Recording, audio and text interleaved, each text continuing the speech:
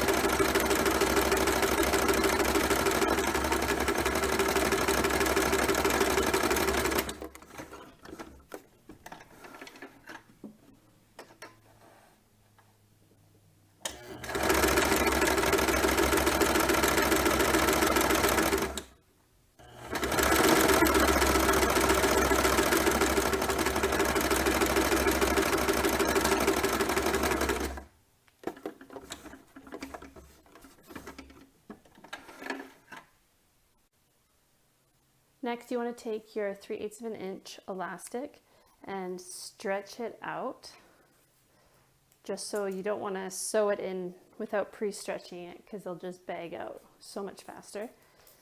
And then what you're going to do is put one end where we marked our casing and pull it all the way to the other end. And you don't want it tight just across like this, because the diaper actually goes in a curve. So you want to kind of curve the diaper out while stretching, and it doesn't need to be like max stretch, but you don't want it just relaxed either. You want it to have a good solid stretch to it, like that. See? So I do, for this pattern, 2 3/4 of an inch along the back, and then I do 3.5 inches along each of the legs, plus a little bit extra, so I have something to hold on to and sew down here and here. So I put the elastic in between 2 layers on either side, is what my preference is. I'm doing the back first, and so I've got this line to this line is my 2 3/4 of an inch, plus a little bit extra on the edge. So I mark that line with the line of my casing, and I'm going to sew up and down here, then I'm going to pull this all the way to the other side and sew up and down there to secure it.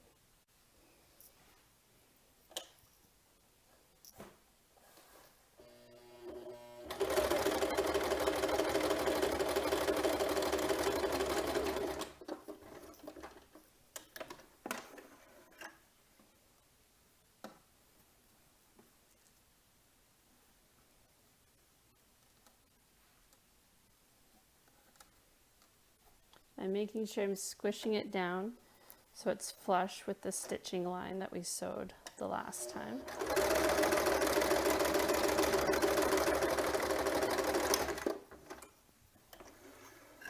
There. And there's our casing in there.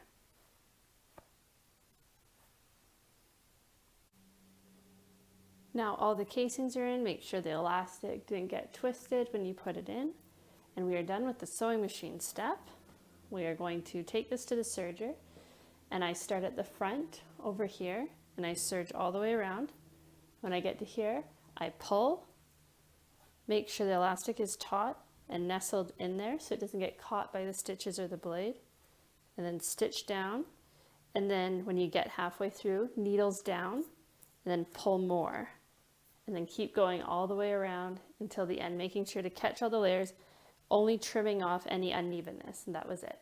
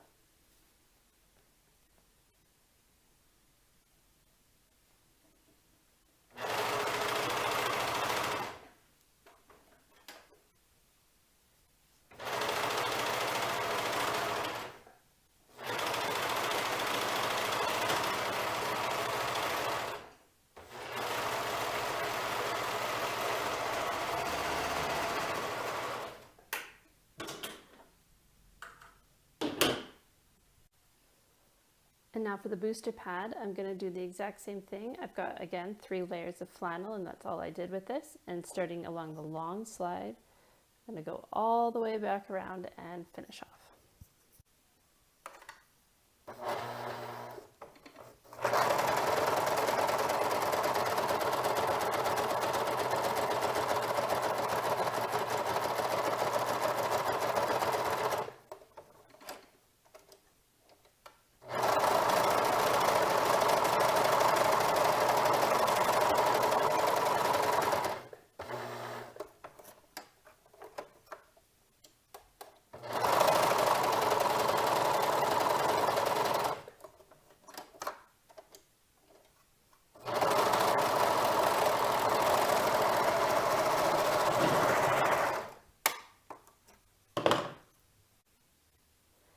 Next, I check to make sure all the edges got caught in the serger, and if not, you can pass it back through that section.